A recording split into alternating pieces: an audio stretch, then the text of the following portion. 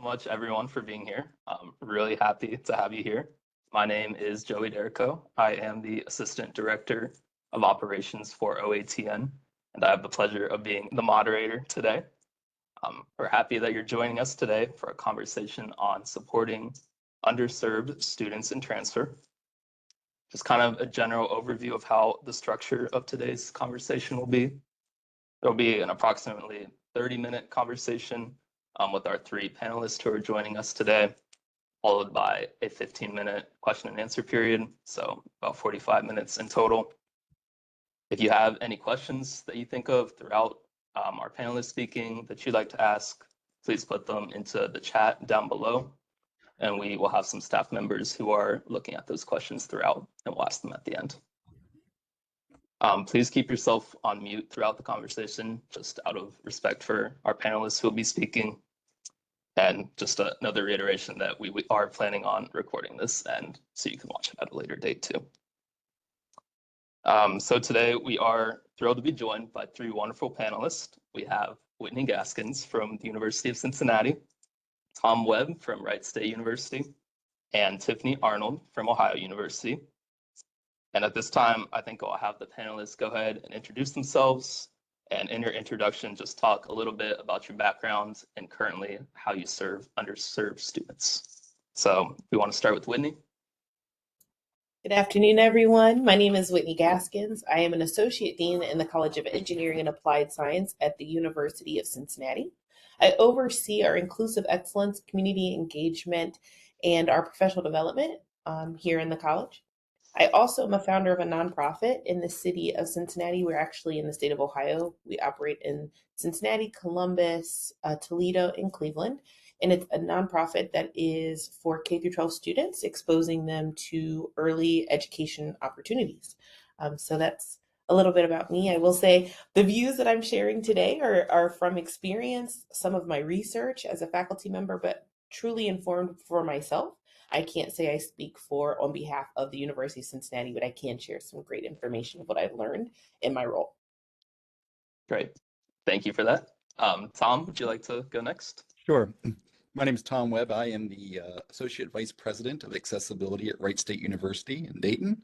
I've been here about 10 years, where I oversee our accessibility as a university from a kind of top-down approach, looking at not only the 1,000 students that we are serving that have disabilities through our Office of Disability Services, but our 150 staff and faculty that we're working with.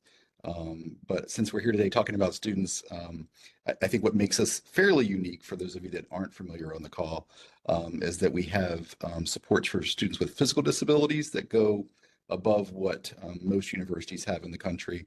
And I can talk a little bit more about that when we get into the questions, but we kind of pride ourselves in, I think, serving our students that have disabilities. It's one of our, I would say, pillars of pride that we've had since the 1970s. So I look forward to talking to the group. Great. Thank you so much. And Tiffany? Yeah, good afternoon. I'm Tiffany Arnold. I am an assistant professor in the College of Health Sciences and Professions at Ohio University. My main role is teaching and coordinating in the Appalachian Studies graduate and undergraduate certificate programs. Prior to becoming faculty, though, I was the assistant director and director for a number of federally funded TRIO programs, which are designed to help underserved students, go to college, achieve post-secondary success. And as Whitney said, the views that I expressed today are really based on that prior experience and research I've done in the field of curriculum and instruction in terms of low-income first-generation college students from Appalachia and their experiences going to college, and then the experiences that I've had being faculty in Appalachian Studies and trying to create a number of programs that have supported Appalachian students over the years. So it's primarily my personal experience rather than necessarily the views of Ohio University or how they approach the situation. Awesome. Thank you so much, everyone, for introducing yourselves. So at this point, we have a couple of pre-prepared questions we're going to go through. And I believe my colleague Abby will be putting them in the chat so everyone can see. And I'll be calling probably on a panelist to speak first, but please, if you're comfortable, chime in. We want your thoughts on every question if possible. So for this first question, what strategies do you use to support underserved students at your institution to finish their higher education degrees? And in your opinion, what is one strategy that has the biggest impact on supporting underserved students? Kind of a two-part question. Whitney, would you like to take the first crack at this one? Yeah, I would love to. I don't think that there is one strategy. So I want to start off by saying that everything is tailored to the student, which is probably the part that gives people the most pause because it is labor intensive, which means you have to have a community of people who can work with the students to ensure that you're setting that student up for success and that they have what they need to be successful. For us, we know that there are broad things that work that are evidence based. So we're at a research institution, so of course we go to the literature and we figure out what strategies are working when we talk about retention, and we implement those. So we have success coaches, which are not the same as academic coaches, and we make sure that our students have a community, so they come through early arrival programs to ensure that they get acclimated to the campus and they know what resources are available to them. We also have a thing, an electronic portfolio, which you might say, what does it have to do with student success?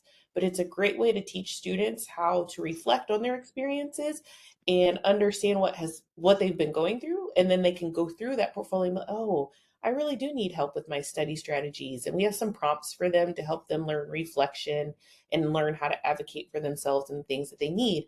Um, but I guess the biggest thing to say is it's not a one size fits all model. It takes time, effort, and intentionality to talk to students that come in and ask them what they need to make sure you're providing that resource. Absolutely. Tom or Tiffany? Sure. I mean, I can certainly take it.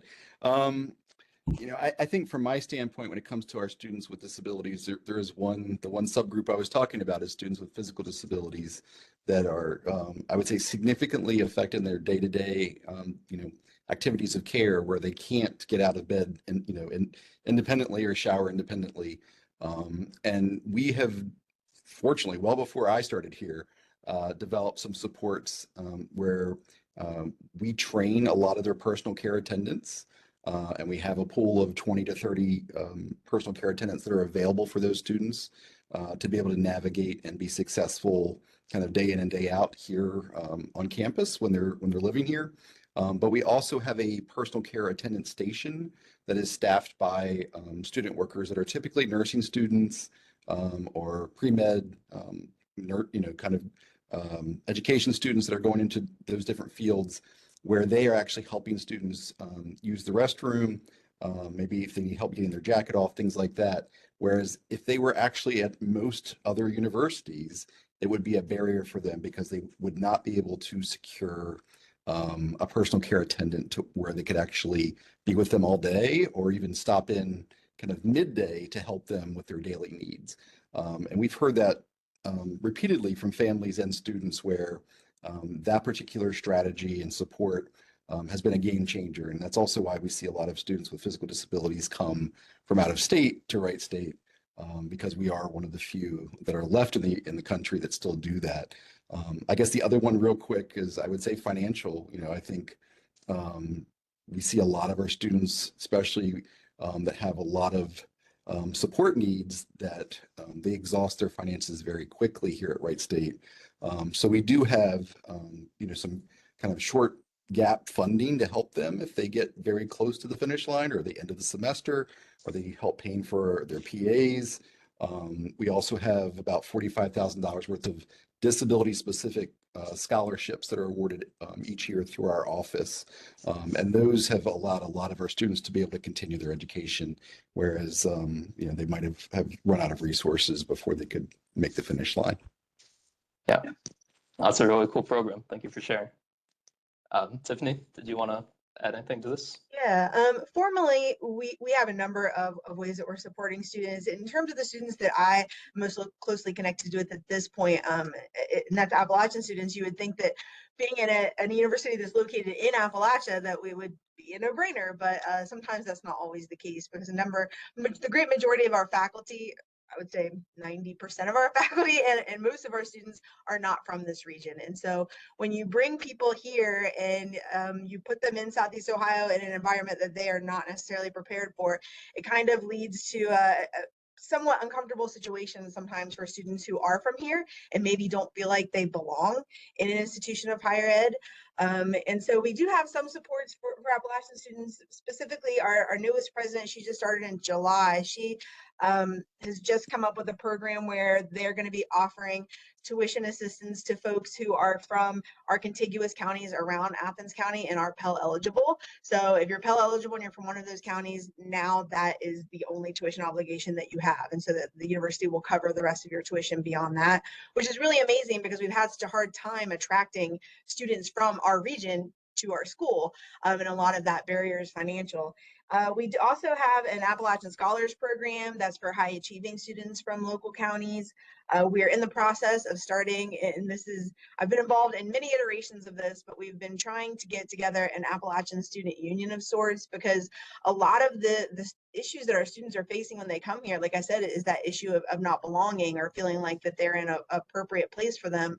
And they're dealing with a lot of issues of stereotype threat, right? Where all of these other folks have ideas about what it is to be Appalachian. And when you encounter somebody from this region and you have these preconceived notions, the first, the students who are from here don't want to confirm those stereotypes that people are already believing. And so they're really having struggles with acclimating and fitting in and finding a group where they feel comfortable.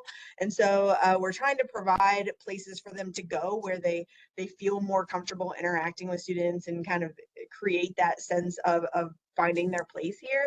But it's definitely been a real challenge for sure, with a population of students that I feel like are understudied, honestly, and there isn't a ton of research about. So in terms of that particular group of students, I feel like that's one area that we maybe are struggling a little bit in supporting adequately.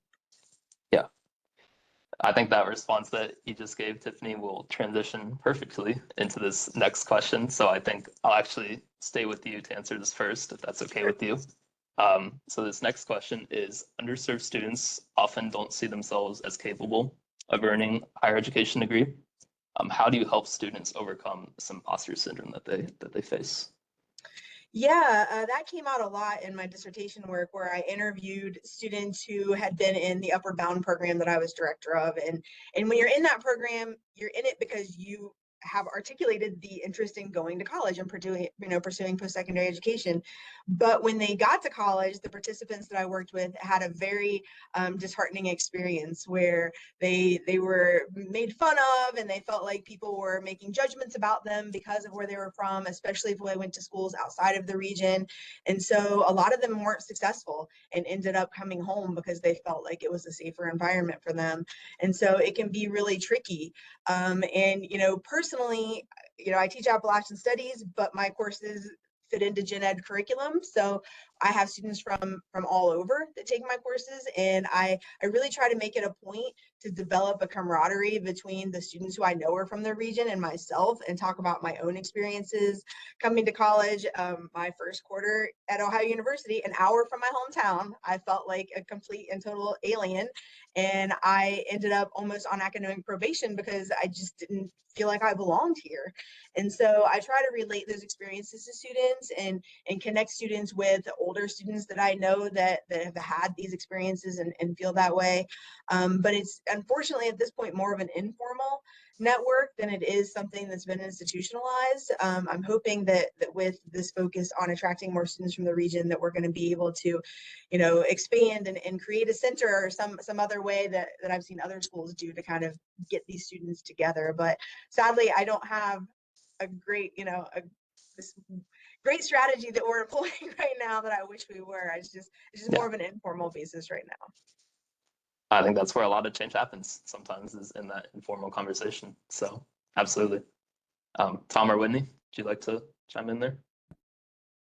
Sure. I feel like I feel compelled to say that one of the things that has worked really well for us is the fact that we are not looking at students in a deficit view, but actually looking at their asset and what they can bring to a space, which helps combat the imposter syndrome, because everybody has something that they're seriously amazing at and can contribute. And so honoring that and where students come from has been very helpful because, hey, maybe Calc 2 is not your thing, but this other thing is, right? And so then understanding that you come with something that you bring value to a space has been critical. I want to also highlight that we have an amazing mentorship program where we match students with not just faculty, but sometimes industry partners that have a shared dimension of diversity. So when we are talking about if you're a woman, if you identify as Black, Latino, some form of any dimension of that diversity, we match you with somebody that also has that so you can connect and have something to connect on. But that has been a tremendous help for students to see themselves in the future. Oh, this person has been able to do it, and I can do that too. Tiffany said something that was also critically important, and it is the value of community. Affinity organizations and groups have tremendous work in retention, and they help because people can find people that are like minded and can help navigate. You don't have to over explain your being to the group of people, like people understand, and that should never go taken for granted because it's not like, oh, just be around anybody. You need people that have some kind of a shared system, that dimension of diversity that I was talking about. It really helps students feel that sense of belonging, makes them feel like, oh, I do belong here. This is a place for me. I can do. So those are things that I think of when I think about combating imposter syndrome. I also should say this. I'm sorry, Tom, if you wanted to say something, but sometimes it's not imposter syndrome that we're trying to overcome. Tiffany talked about this too, but I'm just going to call it out, a spade, a spade. We have to work on peer networks and support because there's no reason why students should be getting teased, mocked, talked about, looked at differently. And until we fix that as a culture and we really are inclusive of all people, it's not the student that has imposter syndrome. It is actually warranted because they are reporting negative experiences. That has to stop. That has to stop. Right. Well said. I just want to add on a little bit more. I think there's two things that we do strategy-wise to help minimize imposter syndrome, especially with our students that have disabilities, because for so many cases they've been told that college is not an option for them. Sadly, we run into students all the time where they say, my chemistry teacher said I wasn't, college level material, or my math teacher, or whatever it might be. And that breaks our heart. But at the same time, we try to counter that by going to a lot of the college fairs and transition fairs that are in the region here. And we actually go as far as Cleveland and all the way down to Cincinnati, because a lot of times just having someone from our office that can talk to them about what is possible in terms of them coming to Wright State and being in higher ed can be a game changer, just because they typically, just don't have the expectation that that's going to be an option. I think the other thing that's been really effective more recently here at Wright State is we've started an initiative. It's called Take Flight, and that is where we're actually pairing up mentees that are in like the 2% of the student body that are at most risk of not completing their first year when they start here at Wright State. And those mentees are being paired up with the administration. So the president gets 10 mentees, I get 10 mentees, the provost gets 10 mentees, and it's somewhere about 150 students make up this group. They get issued a laptop, they get some tuition assistance as well, and then they also get a individualized assigned success coach. And I think there's a lot of attention and focus that goes into working with those students. But I think part of it is certainly the mentor-mentee relationship that can be really effective and helping them kind of break out of that imposter syndrome to know that they do belong here, they are capable. And a lot of times we try to pair some of these students up with similar identities of the people that are mentoring. And I think that can also be incredibly powerful in terms of just, being a good example, role model of someone successful that has found ways to navigate higher ed. So. Yeah, absolutely. Before I go on to this next question, I did want to throw out a reminder to the audience that if you guys are thinking of any questions that you would like answered, feel free to put them in the chat, and we'll get to them towards the end here. I think I'm going to stick with you, Tom, for this next question. That is okay with you, because I think it connects with what you were talking about earlier with Wright State being such an accessible campus. So for this question, how do you collaborate with colleagues at your institution and other institutions to ensure an inclusive environment? Yeah, I mean, I think aside from the college fairs that we do, we do a lot of work with our local community college partners, and some of that is having kind of a joint discussion with a student to prepare them to come in to Wright State, so that when they hit the ground running here, we've already kind of come up with their accommodation plan. We know what they need. We've worked with their accessibility office so that we're not getting kind of stuck in the whole red tape of documentation and figuring out what's needed for them to be successful. We're really starting to have the higher level conversations about what do you need to be able to navigate academically. We're not worried about accommodations. We're worried about your academic success. The other thing that we've instituted here is we allow students to start at a community college and also live here at Wright State and get the on-campus experience. That can be really impactful. And so a lot of times we'll be providing some accommodations in the residence setting here on campus, and then they'll be taking public transportation to some of the local community colleges for their courses. It's not uncommon for when a student comes here for the first time, as we're right out of high school and we're talking about kind of maybe some of their apprehensions or their ability, that we recommend that they go to a 2-year college first. And don't tell my admissions people that. But I mean, I think that is, it's a disservice if we don't, in some of these cases, allow them to have a slower ramp up than hitting a 4-year institution and expect them to be successful when maybe just a class or two at a community college can be, kind of just the confidence boost that they need to get into, a full-time schedule at a 4-year. So those would be kind of my comments there. Great. Thank you so much. Whitney or Tiffany, would you like to weigh in?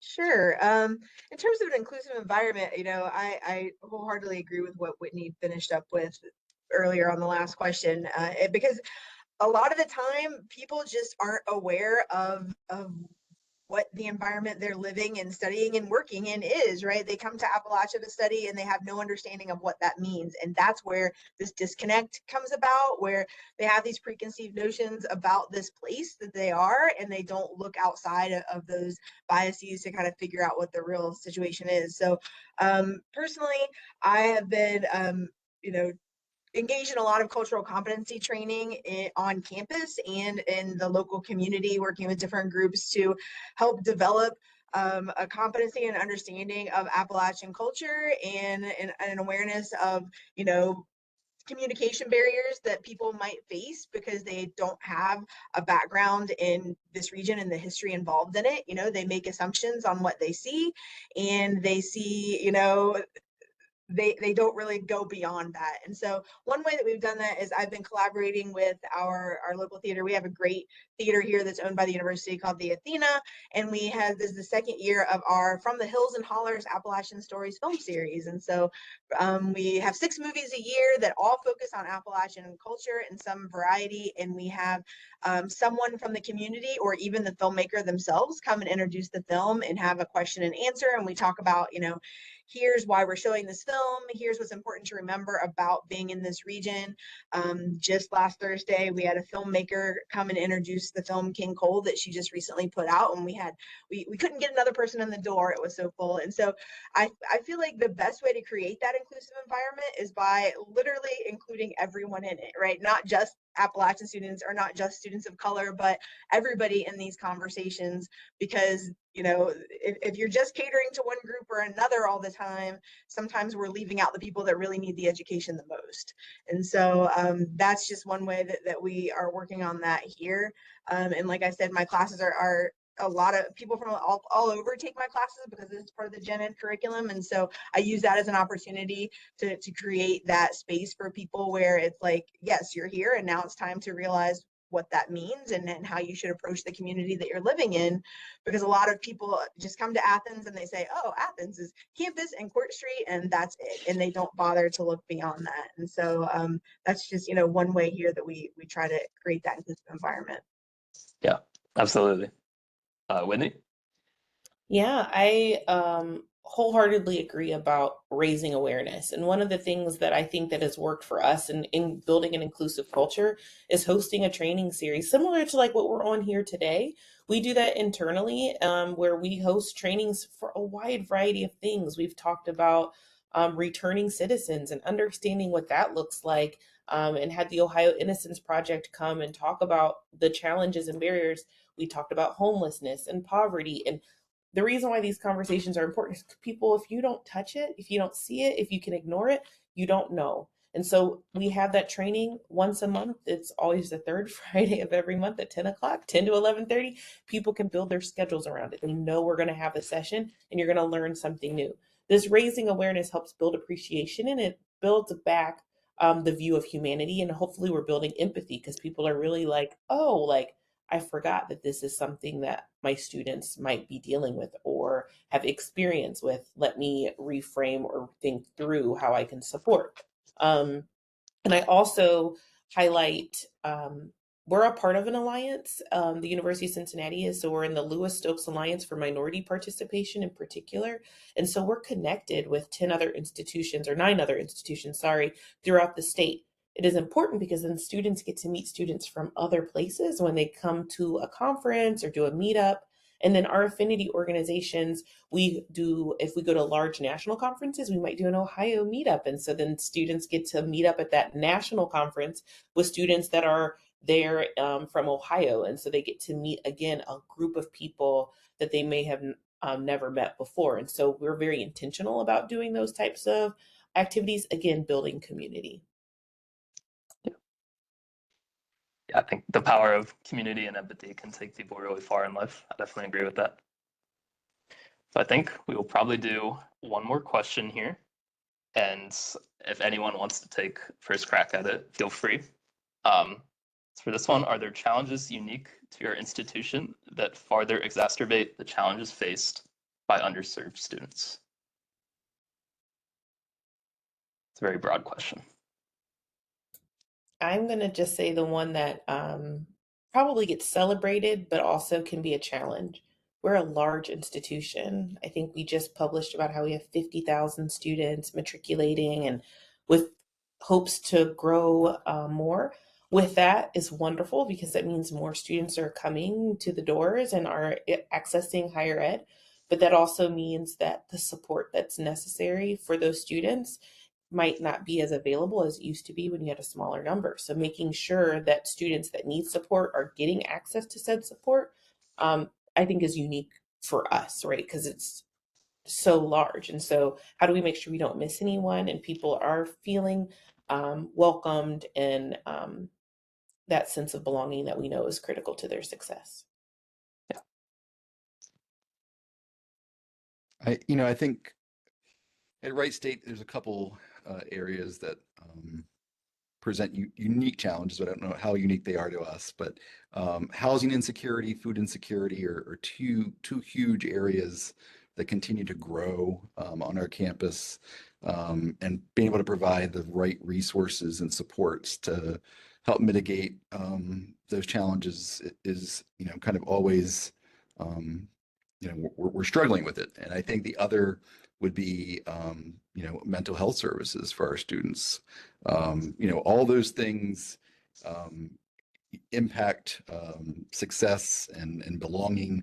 And if we can't get kind of that bottom, the base part of Maslow's, hierarchy of needs met, then academics is not going to even be on the kind of on the chart in terms of what they're able to achieve. So I think that's an area that, I'm sure it's not unique completely to Wright State, but certainly given kind of the population of students that we serve, I think we have a pretty high ratio and proportion of students that are in those groups. Yeah, absolutely.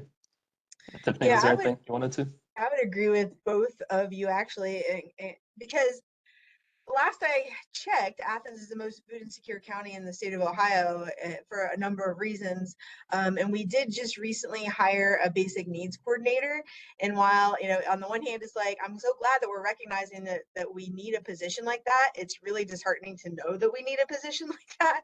And so that's been something that's been unique. We have a food pantry dedicated to students, and there's a closet there with clothing for interviews and things like that, specifically for students. And the problem, the other problem with that is that, going back to what Whitney said, we've had the last 2 years have had the largest record enrollments for our incoming first year classes, right? Where we're housing them in apartment complexes that the university is leasing because we're out of residence halls. And so that, is taxing the resources that we do have to a degree that, it's really a struggle for some students. And in my opinion, can lead to this greater feeling of disengagement and not belonging, finding their place to belong. Because when you're so inundated with so many students at one time, imagine coming from, I graduated with 89 people in my high school class. And you come to a high university and you have an incoming class of 4,000 people. And that's just the first year students, right? And so that has definitely been a challenge for us, that I think that faculty and administrative staff, student affairs folks alike are all trying to navigate. Yeah, absolutely. And I think that goes back to what Whitney was saying about fostering community. It's a challenge, but it's a rewarding challenge for sure. So that is the end of the questions, the pre-prepared questions that we had. At this point, I would open it up to anyone in the audience who does have a question. I don't think I saw any in the chat at the moment, but if you do have a question, feel free to ask now.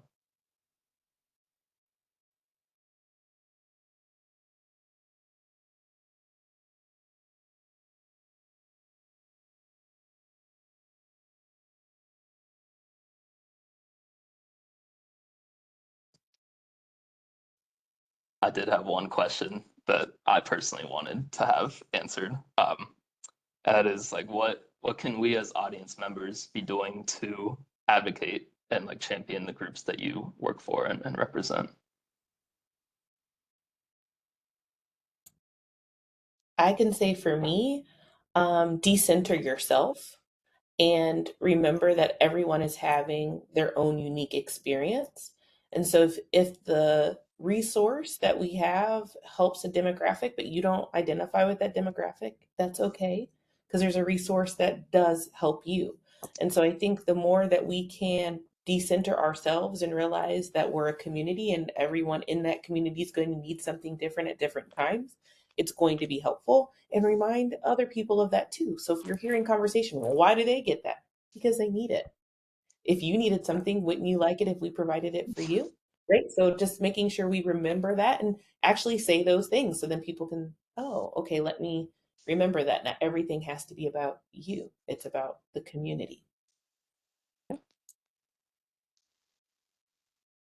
Yeah, just going on, following up with what Winnie said, when I talked about stereotype threat earlier and this feeling of not wanting to confirm, stereotypes that people already hold, that theory came about in the 1990s in regards to African American men attending college.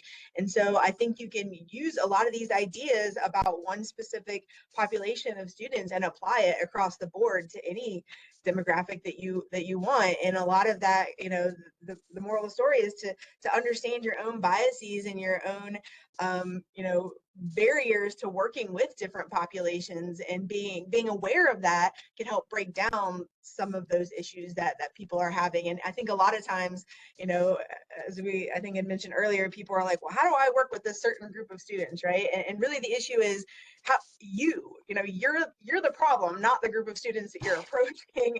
And it's your responsibility to address that and not their responsibility to conform to what you need them to do. And I just feel like that's a better way to approach it than making the folks who are already underserved bear the responsibility of educating you on their own experience. Yeah, absolutely. Tom, Yeah, did you want to add? yeah, I guess I would just add, just try to be naturally curious as an individual. And, I think the more that you are willing to kind of dig in and understand the different underserved groups that we're kind of referencing today, I think it's only going to serve you better. And keep in mind that things are evolving and things are changing, and that what you might learn, in 2024 is going to look very different a couple years down the road. And so, always be willing to kind of retrain yourself a little bit and become familiar with what's out there. I think that will help you along the way and help our students as well. Yeah. It looks like we did get one question in the chat. It says, besides your office and area, what other campus entity do you most interact with to help serve underserved students?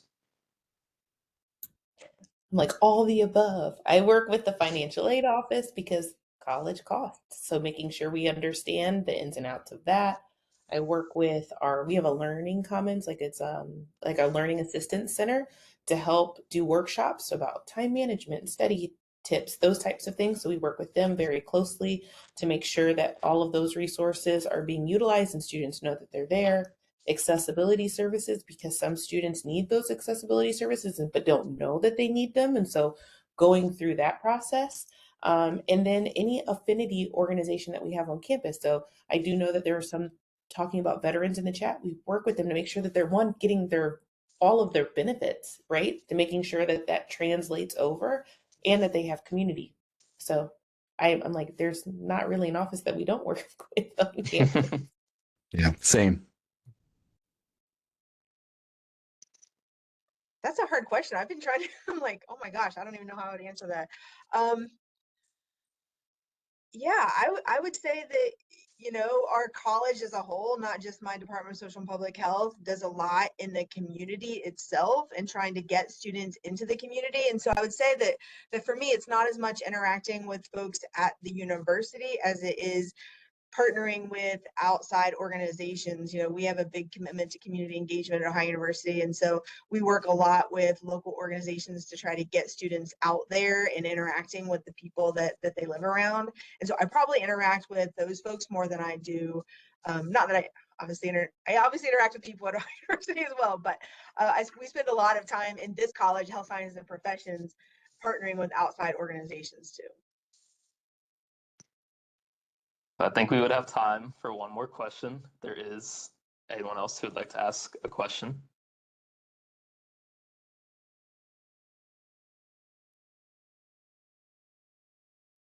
It looks like one did just come in. It says most transfer students, especially from community colleges, are usually from underserved communities. How do you work with these areas?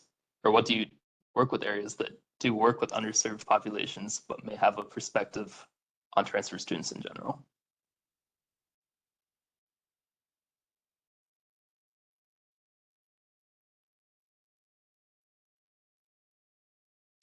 I'm trying to understand the question, but I will highlight a couple of things.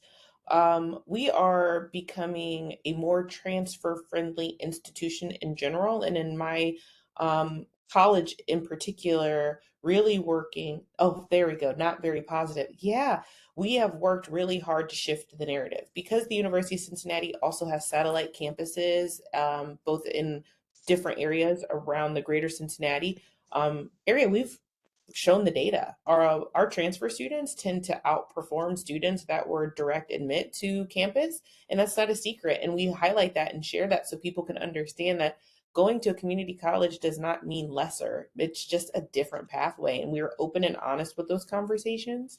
We have articulation agreements so that way we can show how it's a savvy move for you to maybe start somewhere different, especially if you are trying to figure out what you want to do and get acclimated. And so we honor that pathway and that difference. And again, the key conversation has to happen. So I think between those agreements and these conversations and making sure our transfer credit is friendly, we're doing what we can to share that data and tell that story so people can stop having a not so positive perspective on transfer students.